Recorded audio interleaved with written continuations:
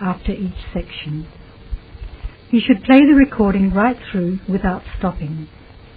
The test is in 4 sections. Write all your answers on the listening question pages.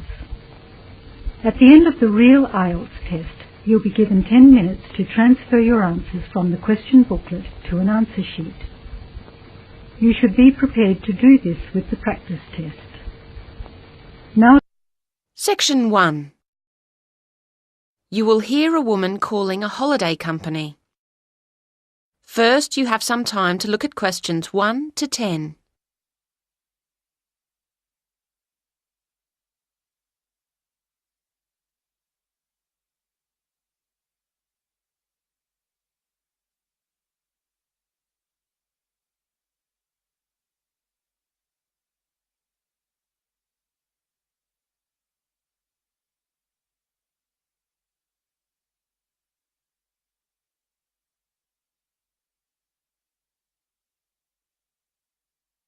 You should answer the questions as you listen, because you will not hear the recording a second time. Listen carefully to the conversation and answer questions 1 to 10. Good Times Holidays, John speaking. How may I help you? Oh, hello. I'm calling to complain about a holiday we've just had. Oh dear, I'm sorry to hear about that. Yes, we're very disappointed. What I need to do is to take some information from you so that I can look up the relevant files and then we can discuss the specific problems. Would that be all right with you? Yes, I hope it doesn't take too long. Oh no, let me just get a form ready. First, the name, please, of the person who booked the holiday. Well, our surname's Sharp, S-H. Like a knife? Yes, but with an E on the end. And a first name? I'm Alice, but I think it was my husband who actually booked the trip. His name's Andrew. Fine. And then the address, please. It's flat 4, Beaconsfield. That's Beaconsfield, house. That's Winchester. And it's SO2 4ER. Thank you. And could I take a telephone number? We're on 0374 56561 at home. Or do you mean during the day? Then my work number's 0374 55793. I'll put the work one down, assuming that's normal office hours. Oh, yes. The next thing is, do you have a note of your booking reference? I think so. Would it start 74? No. Usually with 2 or 3 letters. Uh-huh. Oh, is this it? MH? That sounds like it. And then 66G4. Thank you. Right, what's next? Now, did you book in conjunction with any kind of special offer? Or did you book directly with us? Or maybe through a scheme your employer's part of? Oh, OK. No, I think... Yes, we were using an offer from a credit card company. They always seem to have offers on. You get something with every bill, don't you? Yes, so many. Fine. And now, insurance. Did you have an insurance policy that came with your booking? Well, no. I mean, it came under our Gold Star policy, so we didn't need extra. No, that's fine. It's just a check. All right, nearly there. Now, what type of holiday was it? Well, not very... No, OK. It was called a midwinter break in the brochure. Thank you. And when was the holiday? We just got back on January the 21st, and we started on the 16th. Fine. Right. I'm sorry about all that. No, I understand. So, what was the problem you encountered? There were 2 things that disappointed us, actually. Right. In the first place, we were told that when we arrived at the station, a taxi would meet us and take us straight to the house. But in fact, there wasn't one there. We had to wait for ages and then pay for one ourselves. So that was inconvenient and expensive. Oh, I'll look into that, see what went wrong. And the other problem was that we'd been promised there would be a bicycle for each of us stored at the house, ready to use. but there were only 3, which is no good for a family of 4. No, it wouldn't be. OK, well, I'll check into that as well. Now, if you can give me a few hours, I'll get back to you this afternoon, and then we can discuss. That is the end of section 1. You now have half a minute to check your answers.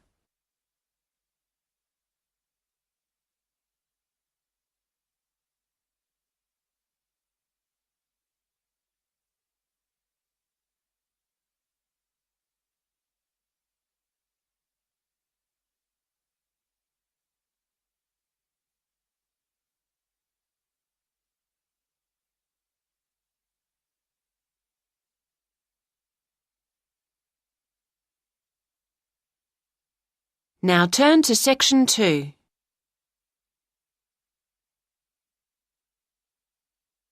Section 2. You will hear a talk about opportunities for temporary jobs. First, you have some time to look at questions 11 to 15.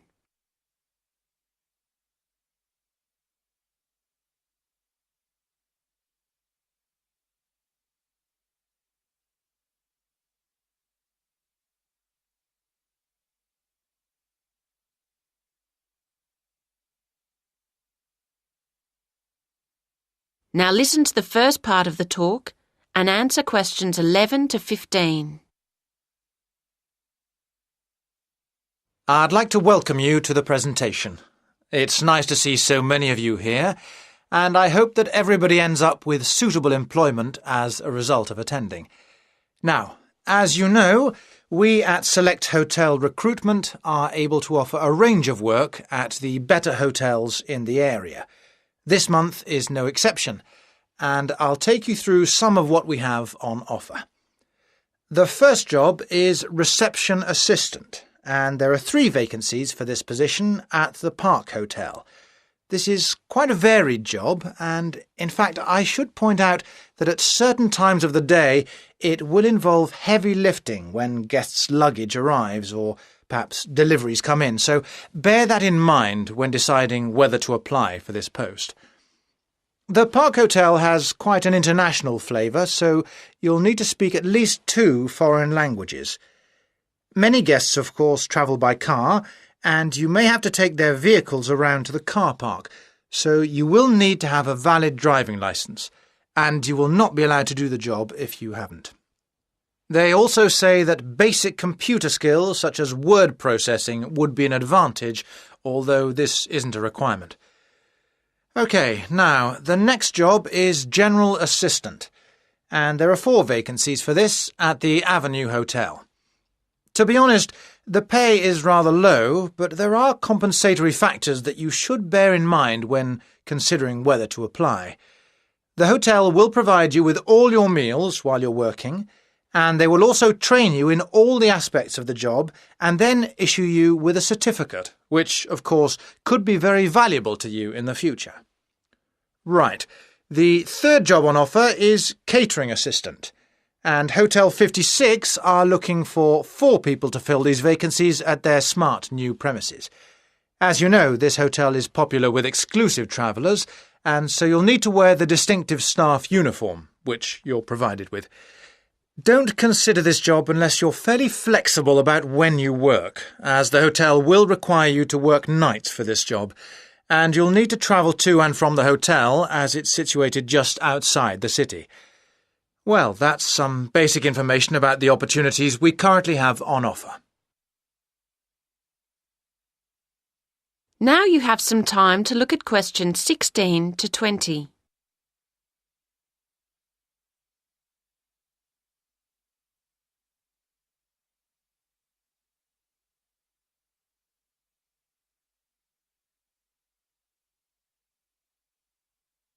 Now listen to the rest of the talk and answer questions 16 to 20. Now, if you would like to apply for one of these jobs, you'll need to follow our recruitment process. It might seem complicated, but we guarantee the hotels we work with to provide carefully vetted staff. So, the first thing you'll need to do is fill in one of these, a personal information form. It's pretty straightforward and should only take you a few minutes. Once you've done that and handed it in, we'll give you a questionnaire about your skills to do. Again, I don't expect this to take you very long. We then look through the information about you and pass on our recommendations to the relevant hotel. Hopefully you'll be accepted by your chosen hotel.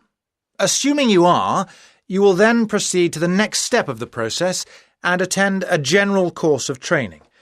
This is designed to be helpful and realistic, so an important part of the course is role-play activities.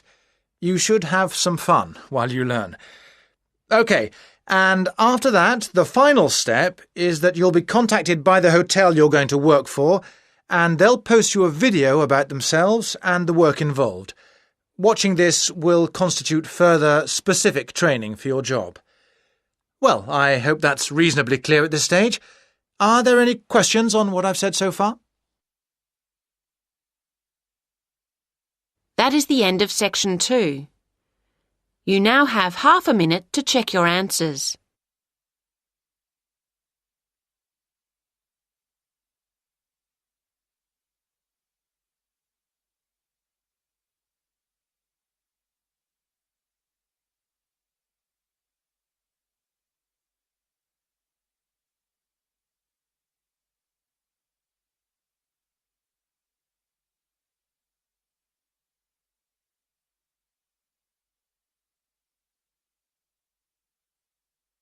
Now turn to section 3.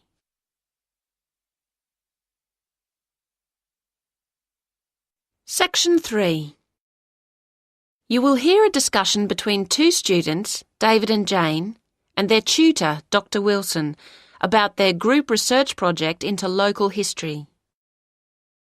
First, you have some time to look at questions 21 to 26.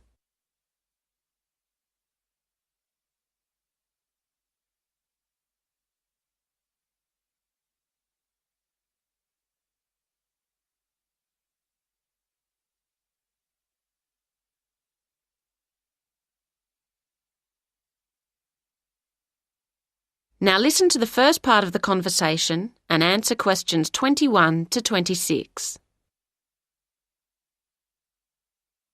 Hello, David, Jane. Hello. Hi. So, how's the local history project going? Are you making good progress? Yes and no. Oh?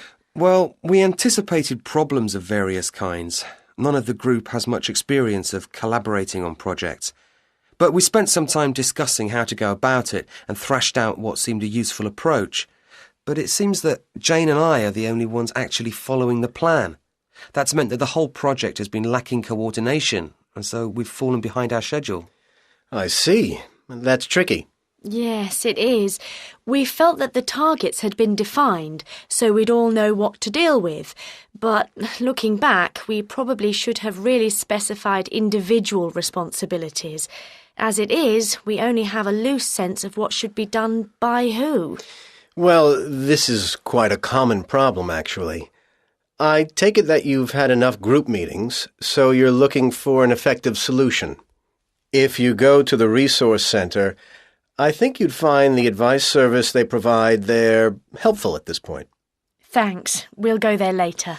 On a specific note, I think we've got carried away with recruiting people to interview at the expense of building up the reference section, which I don't think is going to be solid enough. Do you think that'll be a major problem? I'd have to see how much is there to be sure. But, well, you'll have to be pragmatic at this point, I think. What you'd better do is ensure your methodology is really strong, so at least you can't be faulted on that front. Then, if people challenge your results, at least you've carefully reported how you reach them. Do you see what I mean? Yes. So? Yes, I think one resource in relation to that we haven't exploited as fully as we might is the internet. I've taken a lot of journals off the library shelves to go through, but actually there are websites where you can call up lists of approaches or data sets really quickly. I think that's a good idea, yes. Now you have some time to look at questions 27 to 30.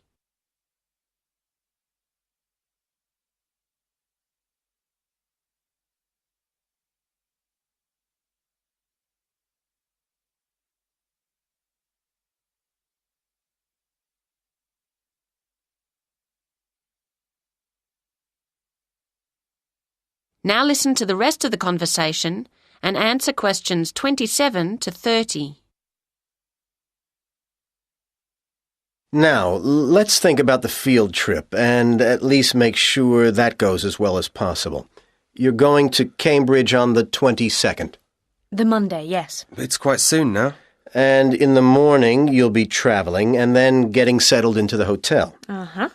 But you need to get down to work after lunch, of course. Now, I've arranged for you to have a look at some useful visual material, especially photographs and old magazines and newspapers, which is included in an exhibition at the library in the university. That sounds like a good starting point. There's quite a lot on show, so that'll occupy most of the afternoon. Then the following morning, I want you to go and talk to someone in the city library. His name's Jarvis Gregson. He works in the education section there, and he's an expert on the area's history. Don't, of course, forget to take a tape recorder with you, so that you can record what he tells you. Mm-hmm. And to have our questions ready. Indeed. Okay, and the afternoon's free for you to wander around, get the feel of the place. Do some sightseeing. As you wish. It's a beautiful city. But it's back to work on Wednesday morning. Concentrate on the central area and walk around methodically. You'll have the plans I'm getting ready for you from different periods, and your task is to compare those with the makeup of the city today. Make notes on how different kinds of shops and businesses have grown up, what's gone, and so on. I hope the weather's good. Yes, and in the afternoon, I want you to think about producing your own records, along the lines of the ones in the city library's archives. The history of the castle is very important to the city's development, so use a camera to get some pictures that reflect that, if you can, showing it in relation to the buildings and spaces around it. We'll try. And when do we travel back? That's up to you. You can either decide to... That is the end of section 3. You now have half a minute to check your answers.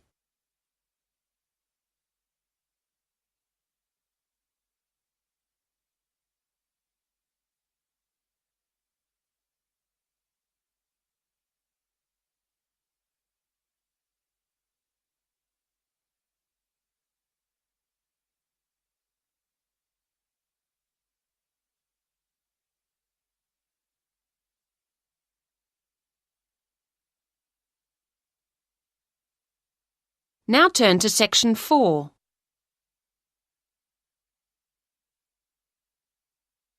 Section 4. You will hear part of a talk for tourism students about the London Eye, a modern tourist attraction in London. First, you have some time to look at questions 31 to 35.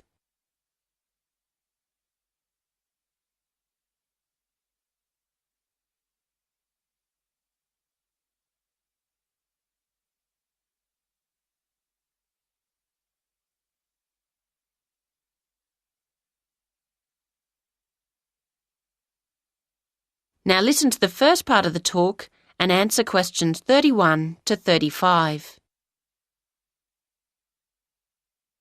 Today, I want to focus on some of the major sites that attract tourists to cities, and I'm going to begin with the London Eye. This giant wheel has, in a very few years, become one of the major attractions of London, and thus in the world. It's both simple in concept and awesome in delivery. Its creators are husband and wife architects David Marks and Julia Barfield. It was on their kitchen table in South London in 1993 that the first drawings for the London Eye were made, as the couple, who usually worked directly for clients, were entering a competition, the brief of which was to design millennium landmarks for the capital. In fact, nobody won, and the whole idea was scrapped, but the couple remained convinced that their dream should be pursued. They started to piece the project together and were soon attracting the attention of the press. And it wasn't long before British Airways had started to show an interest and then became a partner. As the project unrolled, everyone involved began to realise the sheer scale of what they were undertaking. It would be the largest observation wheel ever built, and over 1,700 people from a total of 5 countries would play a part in its construction. Nearly every one of its many parts and techniques needed to be invented, simply because they had never existed before.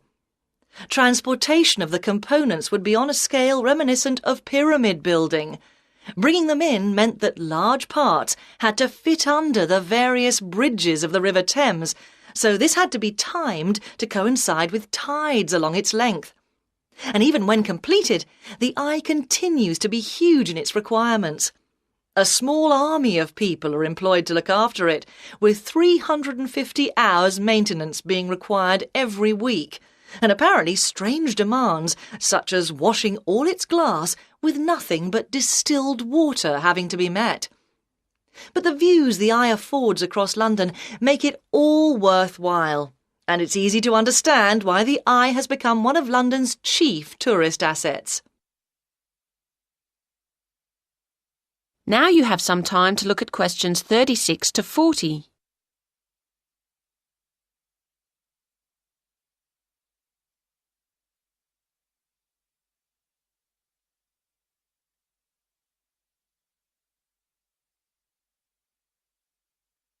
Now listen to the rest of the talk and answer questions 36 to 40. So, how is that great wheel held up? How did it get there?